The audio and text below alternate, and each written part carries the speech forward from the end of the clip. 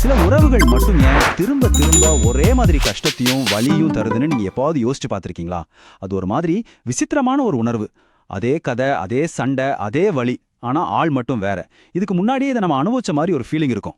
நீங்க மட்டும்தான் இப்படி ஃபீல் பண்றீங்கன்னு தயவு செஞ்சு நினைக்காதீங்க. இது நிறைய பேருக்கு நடக்கிற ஒரு விஷயம்தான். ஆட்கள் மாறுறாங்க, சூழ்நிலை மாறுது. ஆனா அந்த உறவுல ஏற்படுற பிரச்சனை, அந்த இறுதி கட்ட வலி மட்டும் மட்டும் ஏன் அப்படி இருக்கு? இதுக்கு காரணம் உங்க கெட்ட நேரம்லாம் இல்ல. உண்மை என்னன்னா, உங்களுக்கே தெரியாம உங்க மனசுக்குள்ள ஒரு திரைக்கதை ஓடிட்டு இருக்கு. ஒரு பழைய திரைக்கதை.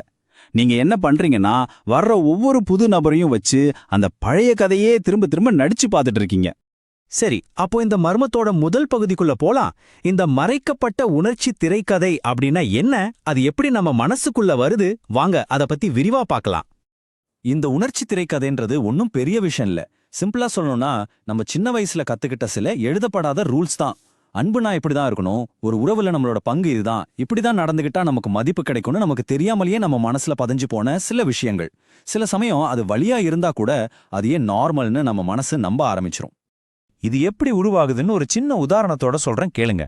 நீங்க சின்ன பிள்ளையா இருக்கும்போது மத்தவங்களுக்கு உதவி செஞ்சா மட்டும்தான் எல்லாரும் உங்களை பாராட்டுறாங்கன்னு வச்சுக்கோங்க. அப்போ உங்க மனசு என்ன நினைக்கும்? ஓ, நாம அன்பை பெறணும்னா எப்போ ஒரு ஹெல்ப்பரா தான் இருக்கணும் அப்படின்னு ஒரு நம்பிக்கை ஆழமா பதிஞ்சிடும். இதோட விளைவு என்ன தெரியுமா? நீங்க வளர்ந்து பெரிய ஆளான பிறகும் உங்களுக்கே தெரியாம உதவி தேவைப்படுற ஆட்களை நோக்கியே உங்க கவனம் போகும். அவங்களே தேடி போய் உறவுகள் அமைச்சுப்பீங்க. இப்போ ஒரு முக்கியமான கேள்வி வருது. இவ்ளோ கஷ்டத்தையும் வலியையும் தர ஒரு திரைக்கதைய நாம ஏன் திரும்ப திரும்ப ஃபாலோ பண்ணணும்? இதுக்கு பின்னால நாம எதிர்பார்க்காத ஒரு காரணம் இருக்கு. இதே நியாயமான கேள்விதானே. வலிக்கிற ஒரு விஷயத்த நாம ஏன் விடாப்பிடியா செய்யணும்? அதுக்கு காரணம், அந்த வலிக்கு பின்னால நமக்கு தெரியாமலேயே சில மறைமுகமான ஆதாயங்கள், ஒரு விதமான பே ஆஃப் கிடைக்குது. இங்கதான் ஒரு ஆச்சரியமே இருக்கு. இந்த ஆதாயங்கள்லாம் வெளிப்படையா தெரியாது, அது மறைமுகமா கிடைக்கும். உதாரணத்துக்கு, ரொம்ப கஷ்டப்படுற ஒருத்தருக்காக நாம ஓடி ஓடி உழைக்கும் போது வெளியில நமக்கு கஷ்டமா இருந்தாலும் மனசுக்குள்ள நான் எவ்வளவு முக்கியமான ஒரு ஆள் பாத்தியா அப்படின்ற ஒரு உணர்வோ, இல்ல நான் எவ்வளவு நல்லவன் அப்படின்ற ஒரு தார்மீக திருப்தியோ கிடைக்கும் பாருங்க. அந்த ஒரு சின்ன ஆறுதலுக்காக தான் நாம அந்த பெரிய வலியே தாங்கிக்கிறோம். இதுதான் அந்த ஆழமான முரண்பாடே. பாருங்க, வாயால நாம என்ன சொல்லுவோம்? ஐயோ, எனக்கு அமைதியான ஒரு வாழ்க்கை, ஸ்டேபிளான ஒரு பார்ட்னர் தான் வேணும்னு சொல்லுவோம். ஆனா நம்ம மனசுக்குள்ள இருக்கிற அந்த பழைய திரைக்கதை என்ன பண்ணும் தெரியுமா? ஒரு குழப்பமான உறவுல ஒரு மீட்பர் மாதிரி இருந்து கிடைக்கிற அந்த முக்கியத்துவத்தை ரகசியமா தேடும். வெளிப்படையா அமைதி வேணும்னு சொல்லுவோம், ஆனா நம்ம செயல்கள் எல்லாமே நாடகத்தை நோக்கி தான் போகும். சரி, இந்த திரைக்கதைகள் ஆதாயங்கள்லாம் ஓகே. ஆனா நிஜ வாழ்க்கையில இது எப்படி ஒரு ஆட்டமா மாறுது? வாங்க சில பொதுவான உதாரணங்களை பார்க்கலாம். காதல் உறவுகள்ல இது ரொம்ப ரொம்ப காமனா பார்க்கக்கூடிய ஒரு சீன். ஒருத்தர் எப்பவுமே மீட்பவர், அதாவது ரெஸ்கியூயர் ரோல்ல இருப்பாங்க. இன்னொருத்தர் எப்பவுமே தீர்க்கப்பட வேண்டிய ஒரு பிரச்சனையா ஒரு ப்ராஜெக்ட் மாதிரி இருப்பாங்க.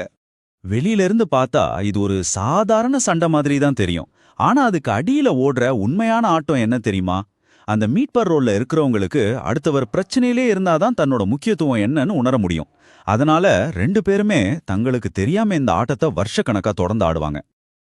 இப்போ குடும்ப உறவுகள்ல அடிக்கடி நடக்கிற ஒரு இமோஷனல் கேம் பத்தி பார்க்கலாம். குற்ற உணர்வு, அதாவது கில்ட். அத ஒரு ஆயுதமா பயன்படுத்தி ஆடப்படுற ஆட்டம் இது. நான் உனக்காக இவ்ளோ செஞ்சிருக்கேன், இந்த ஒரு வரியே போதும். இது வெறும் உதவிய பத்தினது இல்ல, இது ஒரு பவர்ஃபுல் ஆயுதம். நான் செஞ்ச தியாகங்களை பார்னு சொல்லி மத்தவங்கள ஒரு குற்ற உணர்ச்சிக்குள்ள தள்ளி அவங்கள கண்ட்ரோல்ல வச்சுக்க இது உதவுது. இதன் மூலமா அந்த தியாகிங்கிற பாத்திரம் அந்த குடும்பத்துல எப்பவும் உயிரோடவே இருக்கும். நட்புக்குள்ள நடக்கிற ஒரு பொதுவான ஏற்றத்தாழ்வை பத்தி இப்ப பாப்போம். இத ஒன் வே ஸ்ட்ரீட்னு சொல்லலாம். இங்க ஒருத்தர் மட்டுமே எல்லா எமோஷனல் பாரத்தையும் தாங்குவாரு, இன்னொருத்தர் அதை வாங்கிட்டே இருப்பாரு. யோசிச்சு பாருங்க, எல்லா பிரச்சனையும் தீர்க்கிற அந்த நண்பருக்கு நான் எவ்ளோ திறமையானவன், இவன் வாழ்க்கையில நான் எவ்ளோ முக்கியம் அப்படின்ற ஒரு ஃபீலிங், ஒரு மறைமுக ஆதாயத்தை கொடுக்குது. அதனால அந்த இன்னொரு நண்பர் பிரச்சனையோட வர ஒவ்வொரு தடவையும் இந்த ஆட்டம் திரும்பவும் வெற்றிகரமா அரங்கேறுது. சரி, இவ்வளோ நேரம் நம்ம பிரச்சனை என்ன, அதுக்கு காரணம் என்ன, அது எப்படி வெளிப்படுதுன்னு எல்லாம் பார்த்தோம். இப்ப ரொம்ப ரொம்ப முக்கியமான பகுதிக்கு வந்திருக்கோம்.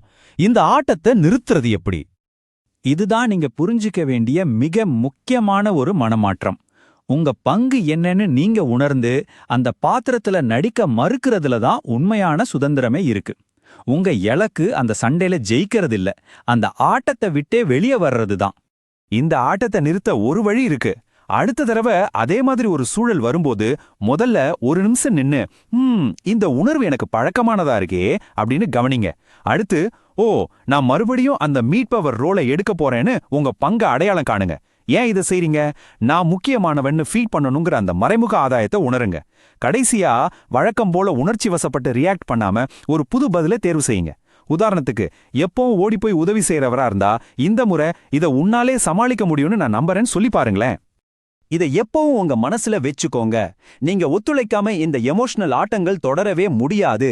நீங்க உங்க பாத்திரத்தை நடிக்க மறுக்கிற அந்த ஒரு நொடியில அந்த பழைய நாடகம் முடிவுக்கு வந்துடும்.